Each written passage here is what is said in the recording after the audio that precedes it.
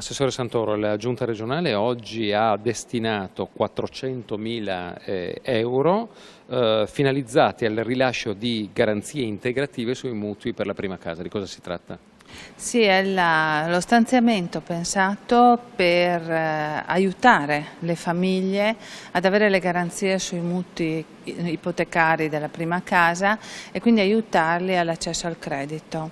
Sempre di più il tema dell'accesso al credito non è tanto quello dell'onerosità degli interessi, che oggi sono veramente bassi, quanto del cittadino di avere le garanzie per poter accedere appunto a questi mutui. Con l'intervento della Regione di 400.000 euro interveniamo sulle domande che sono presentate nel vecchio canale contributivo della prima casa, che ricordo aveva l'obbligatorietà della contrazione di un mutuo e che quindi rendono fattibili degli investimenti che altrimenti in assenza di garanzie non lo sarebbero.